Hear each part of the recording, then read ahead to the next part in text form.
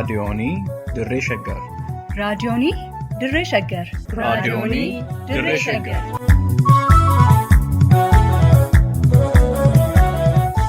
raadiyoonii Dirree Shaggar. raadiyooniin Dirree Shaggar torbaanitti wixataa hanga jimaataatti galgaluu sa'aatii tokkorraa eegalee amma sa'aatii tokkoo fi walakkaatti dambalii gabaabaa meetirbaandii 19 kiilooheerzii 15,410 irratti qophii dabarsuu amma jalqaba. raadiyoonii Dirree Shaggar.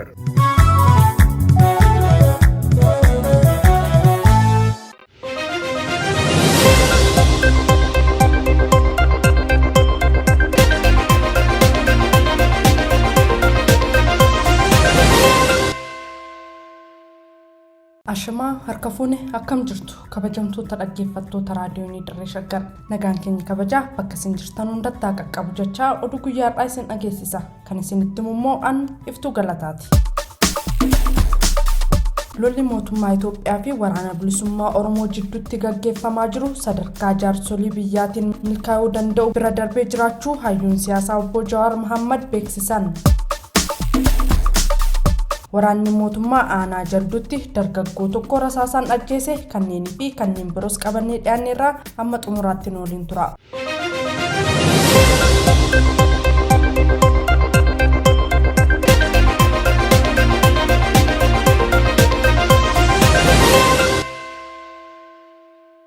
Lolli mootummaa Itoophiyaa fi waraana bilisummaa Oromoo jidduutti waggoota hedduuf gaggeeffamaa ture yeroo ammaa kanatti sadarkaa jaarsummaa biyya keessaatiin milkii argachuu danda'u irra darbuusaa dura taa'aa ittaanaan KFO fi hayyuun siyaasaa obbo Jawaar Mohammad beeksisan. Obbo Jawaar Mohammad barreeffama guyyaa kaleessaa Guraandhala 20 bara 2023 fuula miidiyaa hawaasummaa isaanii irratti maxxansaniin akka beeksisanitti wal waraansi qaamolee lamaan jidduutti deemaa jiru jaarsolii biyya keessaatiin furamuu akka hin dandeenye eeruun carraan bifa saniin dubbii furuu bara 2018 fi bara 2019 darbee jedhan. Dubbiin Oromiyaatti nagaa buusuuf waywaatamaa fi ture karaa qabachuun mootummaanis ifatti waamicha nagaa dhiyeessee jiraachuu fi waraanni bilisummaa Oromoos waamicha kana akka fudhatu ibsuun adeemsa marii nagaa keessatti wantoota guutamuu qaban ifatti tarreessee waan jiruuf amma gara marii qabatamaatti cehuutu hafe jedhan. Obbo Jawaar yaada isaanii kanaan qaamoleen lamaanuu araarsituu irratti walii galan filachuu akka qaban eeruun kanarratti mootummaan araarsituu alaa irratti mamii qabuu kaasuu akka qaban akeekaniiru. Lolli kun sadarkaa jaarsota biyyattiin milkaa'uu danda'u bira darbee jiraachuu kan ifoomsan hayyuun siyaasaa kun yeroo kanatti wal amantaan akka jiraatuu fi hojiiwwan teeknikaa loojistikii seeraa fi kanneen biroo maricha shakkii malee raawwachiisan akka milkaa'aniif qaamni sadaffaan jidduu jiraachuun dirqama ta'uu ibsan. Yeroo ammaatti nagaa buusanii uummata keenya gaaga'ama hamaa keessa jiru baraaruu caalaa dhimmi biraa inuma hin jirre kan jedhan hayyuun siyaasaa kun abdiin amma uumame kun saffisaan hojiitti akka hiikamuuf qaamoleen dhimmi ilaallatu kamuu gareewwan lamaaniifuu deeggarsa barbaachisu mara taasisuun barbaachisaa ta'uu ifoomsan. Obbo Jawaar karaa paartii isaanii KFOs ta'ee kallattii dhuunfaa isaaniitiin rakkoon biyyattii mudate marii fi karaa nagaatiin akka furamuuf yeroo dheeraaf hubachiisaa turuu dabalatee baatiiwwan muraasaa dura fiixee gaara guddicha ardii Afrikaa Kilimaanjaaroorra karoora xiyyeeffannaa hawaasa addunyaa dhuunfachuun barbaachisummaa nageenyaa hubachiisuuf ga'ee isaanii bahuun ni yaadatama. Gurmecha Gammachuutu qindeesse. Waraanni mootummaa waraana bilisummaa Oromoo injifachuu dadhabee haleelamaa jiru haaloo bahinsaaf jecha dargaggoo nagaa tokko godina Shawaa Lixaa aanaa jalduutti rasaasaan ajjeesuu jiraataan aanichaa himan. Jiraataan aanaa jalduu tokko yaada bilbilaan raadiyoonii Dirree Shaggariif kennaniin waraanni mootummaa aanaa jalduu ganda Qarsaa Mirxii iddoo addaa Qarsaa jedhamee beekamutti haaloo bahinsa waraana bilisummaa Oromootiif jecha Guraandhala 19 bara 2023 dargaggoo nagaan hawaasa keessatti naamusa gaariidhaan beekamu rasaasaan ajjeesuu ibsaniiru.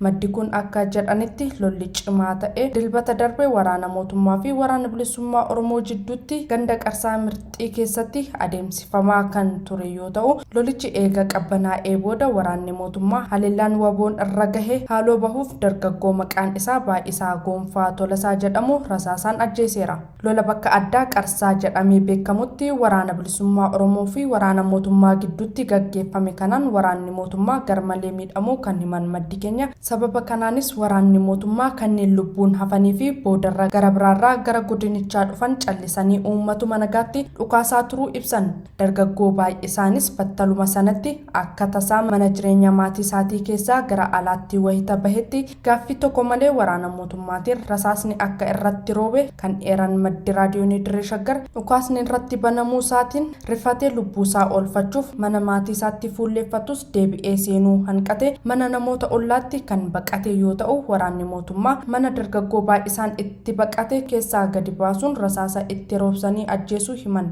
Baay'isaan dargaggeessa hawaasa keessatti naamusa gaarii qabuu fi maatii isaa waliin jiraachaa jiru ta'uu kan ibsan namni kun dargaggeessa ta'ee karaa gubbaatti sababa argameef qofa rasaasaan tumamee ajjeefamuun hedduu akka isaan gaddisiise maddi kun himanii erga wal waraansisuun dhaabbatee booddee waraana bilisummaa Oromoo waliin quunnamtii qabdu jechuun jiraattota dararaa jiraachuullee raadiyoonii Dirree Shaggaritti himanii jiru. Wabii Waaqotu gabaase.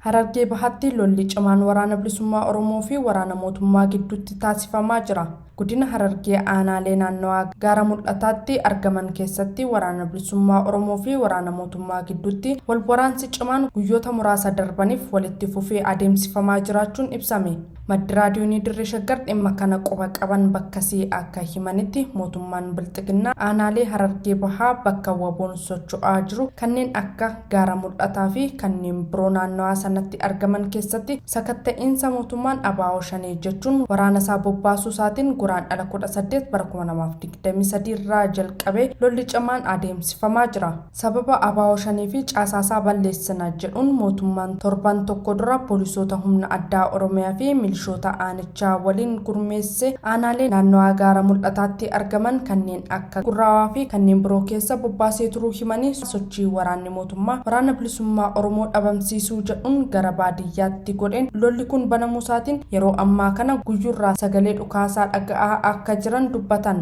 Sababa waraanni bilisummaa Oromoo naannawaa gaara mul'ataa kana keessa socho'aa jiruuf qaamoleen nageenyaa mootummaa fi kaabinoonni aanaalee naannawaa sanaa bulchaa jiran waraanni bilisummaa Oromoo bakkas akka qubatu kan taasise isinii jechuun uummata dararaa jiraachuu himaniiru. Pireezidaantiin Oromiyaa Shimallis Abdiisaa haasawaa torban darbee keessa walga'ii caffee irratti taasiseen waraanni bilisummaa Oromoo araaraan qawwee hiikkatee akka galu waamicha gochuu hordofee waraanni bilisummaa Oromoo deebii kenneen bakka qaamni sadaffaa jiruu fi araarri haqa qabeessi akka taasifamuuf wayita mootummaan qophii ta'etti waboonis qophii ta'uusaa ibsuunsaa kan yaadatamudha. Haa ta'u malee erguma waamichi araaraa kun godhamee asitti lolli gurguddaan gareewwan lameen gidduutti adeemsifamaa jiraachuun hubatameera jechuun kan gabaaste Hawwii Qajeelaati.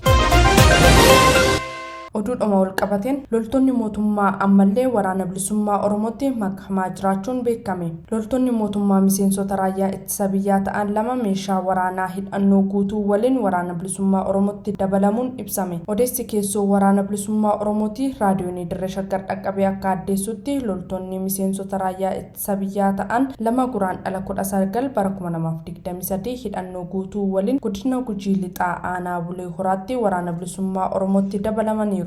Loltoonni mootummaa waraana bilisummaa Oromootti makaman lamaanuu sabaan Oromoo ta'uu kan ibsu maddi keenya ilaalchi mootummaan aangoorra jiru uummata Oromoof qabu waan isaaniif hin taaneef mootummicha ganuuf akka dirqaman ibsuu isaanii maddi keenya eereera. Loltoonni kunneen duula waraana bilisummaa Oromoo balleessuu jedhuun godina Gujii Lixaa aanaa Bulee Horaatti bobbaafamuun mooraa ganda Kalaaltuu Saawwaa jedhamu keessa buufatanii turuu kan ibsee maddi raadiyoonii Dirree Shaggar dilbata dheengaddaa hidhannoo guutuu waliin moricha keessaa miliquun waraana bilisummaa Oromootti dabalamuu dhugoomseera. Loltoonni miseensota raayyaa ittisa biyyaa Itoophiyaa ta'an kunneen qawwee AKM Turkii 2 rasaasa 300 fi hidhannoo biroo waliin fedhii isaaniitiin mootummaa ganuun waraana bilisummaa Oromootti makamuu odeessi keenya mirkaneessee jira. Hawwii Qajeelaatu qindeesse.